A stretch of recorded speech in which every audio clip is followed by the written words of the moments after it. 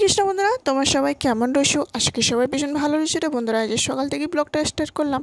আর যদি ব্লগটা ভালো লেগে থাকে অবশ্যই like, comment, share and subscribe follow করতে ভুলবেন না। তো এই যে সকালবেলা চা বানিয়ে দিই। এই যে আজ তো দুধ ছিল না, তো এই যে লিকুইড দিয়ে করলাম সকালবেলা চাটি।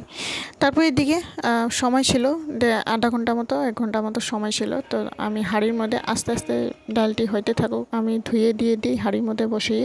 আমি এদিকে তিলকও ধারণ করেছি, পূজার কামও একেবারে করে নিব। তারপর এই যে ভগবানকে ফুল শুল দিয়ে পূজা করে নিয়েছি আদা। তো প্রসাদ একটু পরে দিব, তার আগে এখানে আমি খাওয়াটা রেডি করে নিই। তো ও যাবে, বর যাবে, ওর সময় হয়ে গেছে।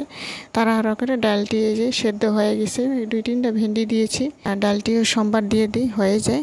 তারপরে এই যে দেখুন একটু ধনিয়া বাটায় একটু চাটনি করেছি, তিল দিয়ে 3-4টা কাঁচা লঙ্কা আদা দিয়ে চাটনি করে, তারপরে যে আলু মাখা একটু করেছি, ডাল। তারপর এটা দিয়ে দিই খাওয়াটি, ও খেয়ে চলে যায়। আমার বাড়িতে ভগবানের জন্য প্রসাদও ছিল না, বাজারে যাওয়া হয়নি 3-4 দিন ধরে।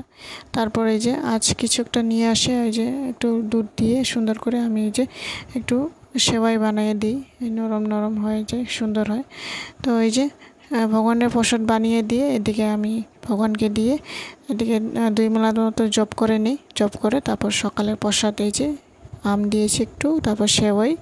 তো সকালের প্রসাদ পেয়ে সকালের খাওয়াটি খেয়ে আমি বের হয়ে যাই আবার বাজারে। সবজিও ছিল না, নিয়ে আসতে হবে। তো চলো স্টুডিওতে আইসি, একটা ফটো ফ্রেম করব। তো একটা অনুরাধার একটা ফটো, ছোটোবেলার ফটো ফ্রেম করা নাই, তো এবার বার্থডের সময় ভালো করে একটা ফটো উঠাইছি, এই ফটোয় একটা ফ্রেম করে রেখে দেবো ভাবছি।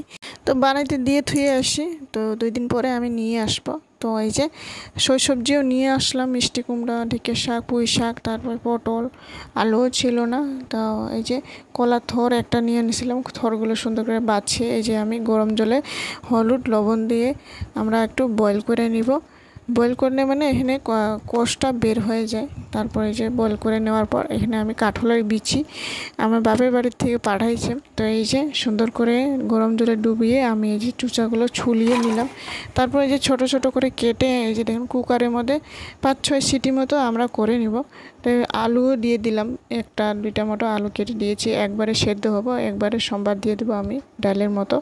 তো যেহেতু কাঠলের বিচি সেদ্ধ হইতে অনেক সময় লাগে, কুকারে করলে তাড়াতাড়ি হয়ে যায়। এই যে 2-3 সিটি মতো করে নিয়েছি, সুন্দর একটু হাতা দিয়ে গুলিয়ে গুলিয়ে ডালের মতো করে নিয়েছি। তারপরে যে তো কলার থর আর ওইদিকে আলু, তো শশা নিয়ে আনিছিলাম।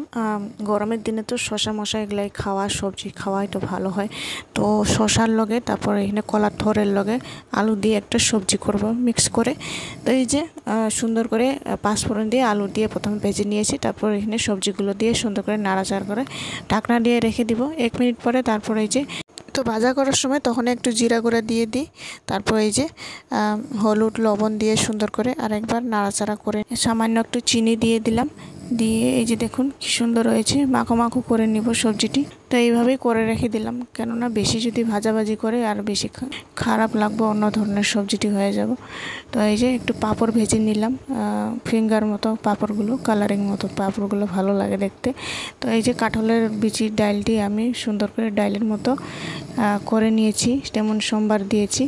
তো বন্ধুরা ভিডিওটি ভালো লাগলে অবশ্যই লাইক করে দিয়ে যাবেন।